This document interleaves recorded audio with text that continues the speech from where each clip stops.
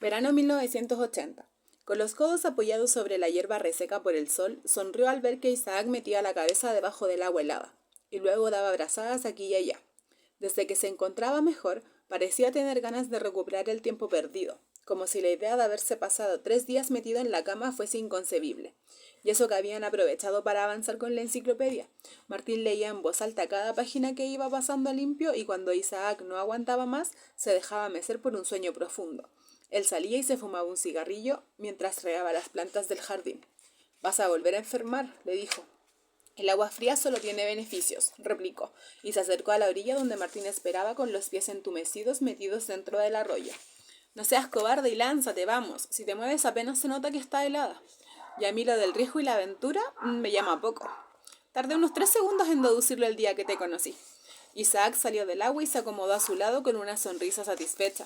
«Deberías pensar en lo que te estás perdiendo. La clave está en dejarse llevar por el primer impulso y desoír todo lo que venga después. Estoy seguro de que al ver el agua te apetecía lanzarte de cabeza, pero luego empiezas a sopesar si te congelarás, si las rocas del suelo te harán daño en los pies, si vale la pena quitarte la ropa para darte un chapuzón rápido, si esto, si aquello.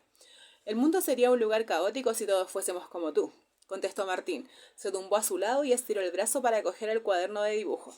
«Me gusta el caos, me gusta mucho». Martín comenzó a delinear el contorno alargado de una florecilla anaranjada que crecía entre la hierba.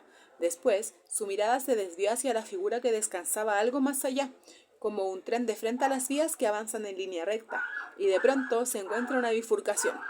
Martín la tomó. ¿Por qué no? ¿Por qué no seguir dibujando la punta de los dedos de Isaac hasta capturar esa mano que ya le resultaba familiar y seguir un poco más y más arriba por el brazo alargado y la curva de los hombros que recordaba la luna menguante? Nadie se lo impedía. Nadie estaba allí con ellos para preguntarle por qué deseaba detener el tiempo hasta lograr que los trazos gruesos alcanzasen la forma perfecta y se extendiesen por el torso desnudo de Isaac. Isaac parecía ignorar el rasgar suave de la punta del lápiz deslizándose por el papel y mantenía los ojos cerrados bajo el sol, que empezaba a esconderse entre las nubes amoratadas.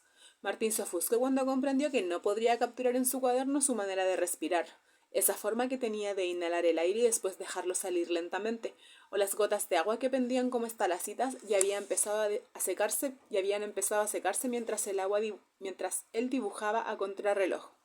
O la piel jamás lograría recrearla. Esa extraña sensación de que era áspera y suave a la vez, esa contradicción que Martín no podía comprobar porque para ello tendría que alargar la mano y acariciarlo. ¿Has acabado ya?, preguntó Isaac en un susurro ronco. Solo me aburría. Puedes moverte, haz lo que quieras. Isaac se giró hacia él con una sonrisa vanidosa tirando de sus labios. En contraste con su piel bronceada, aquellos ojos eran de un azul intensísimo. Por un instante, Martín se sintió caer otra vez en una piscina. Se vio moviendo brazos y piernas inútilmente, con el convencimiento de que entonces nadie se lanzaría a salvarlo. «Me gusta esto de convertirme en una estatua griega. Ahora que lo pienso», comenzó a decir Martín, mientras proseguía moviendo el lápiz por el cuaderno. «Sí que conozco una historia relacionada con las flores. Quizá debería incluirla en la enciclopedia como apuntes. Aún estoy a tiempo. Sorpréndeme». En la mitología griega, Narciso era un joven apuesto que enamoraba por igual a hombres y mujeres, pero para él nadie era suficiente, por culpa de su ego y su vanidad. Una ninfa que cayó a sus pies, Eco, decidió seguirlo un día que salió a cazar. Ella había sido castigada por Hera y solo podía repetir la última palabra que el otro dijese en una conversación. Así que no tenía voz, pero a través de los sonidos de la naturaleza le hizo entender a Narciso que lo amaba. ¿Y qué hizo él? La rechazó cruelmente burlándose de ella. Y Eco se marchó a una cueva en la que pasó el resto de su vida sola y consumida por la tristeza. Pero antes le rezó a Némesis, diosa de la venganza. Mira que eran trágicos estos griegos.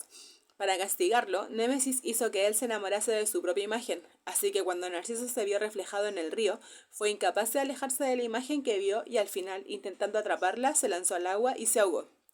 Dicen que justo en el sitio donde cayó crecieron las flores que hoy día conocemos como narcisos. Isaac soltó un suspiro y se tomó unos minutos de reflexión. ¿Debería valorarse que Narciso se quisiese tanto a sí mismo? ¿Qué tiene de malo? ¿En qué momento se cruza la línea entre la vanidad y el amor propio? No sé si es que lo has entendido.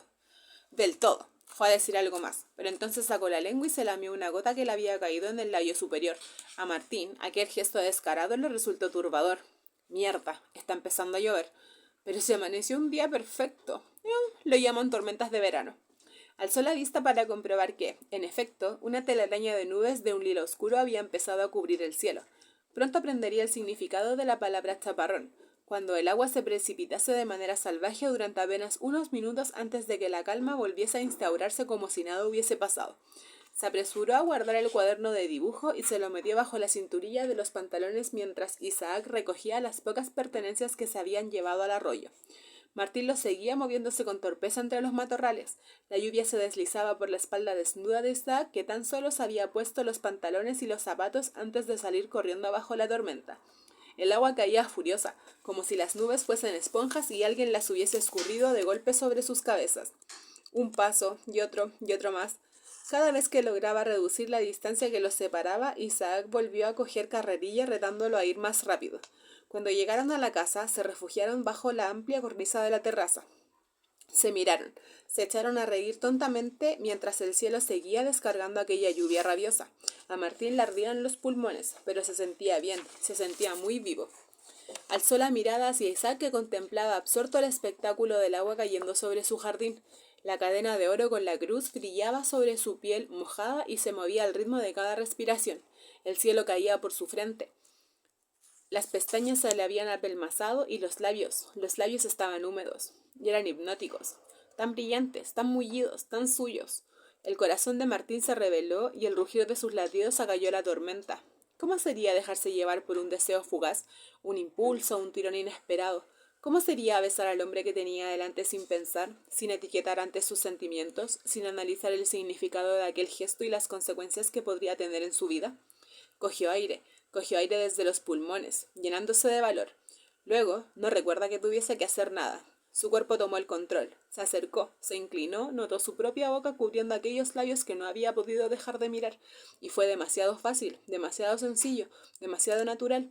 Debería haberse sentido desconcertado e incómodo, pero tan solo notó un torrente cálido trepando por su columna vértebra tras vértebra con la intención de conquistar todo su cuerpo.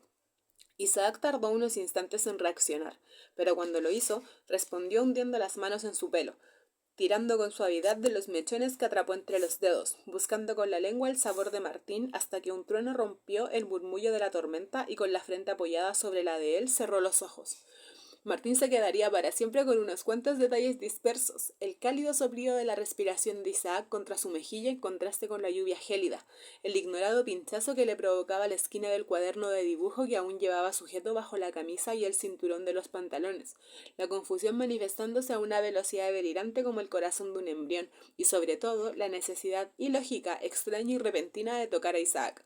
Tocarlo por todas partes, tocarle la raíz del pelo, la punta de la nariz, el arco de las cejas, el lunar burlón de su hombro, la cavidad del ombligo y el deseo palpitante que escondía dentro de sus pantalones. ¿Por qué lo has hecho? Isaac tenía la voz ronca. No lo sé. Quiso besarlo otra vez. No lo sé. Separó su frente de la de él y dio un paso atrás. Luego, nervioso y aturdido, Martín buscó las llaves del coche en los bolsillos de los pantalones. ¿Te marchas? Sí. Sacudió la cabeza. No huyo, no es eso. Esta vez no. Martín logró enfrentarse a la mirada de Isaac. Pero necesito que... Lo entiendo. ¿Sí? Sí, ve. Asintió, se alejó bajo la lluvia. Abrió el coche, tiró el cuaderno de dibujo en el asiento trasero. Encajó la llave, accionó el limpiaparabrisas, miró por el espejo retrovisor para dar marcha atrás. Y solo entonces, al encontrarse con su propia mirada refulgente y plena y desconocida, se preguntó quién demonios era aquel hombre. Solo tenía claro que se llamaba Martín, que había cumplido los 34 años, que vivía en Madrid, conducía un Ford viejo, trabajaba en una pequeña editorial, tenía 2 hijos y una mujer atractiva y perfeccionista. Todo lo demás, cientos y cientos de hojas agrupadas, con anillas en las que debería haber estado escrita su vida, el pasado y el futuro, se encontraban completamente en blanco, vacías, sin nada.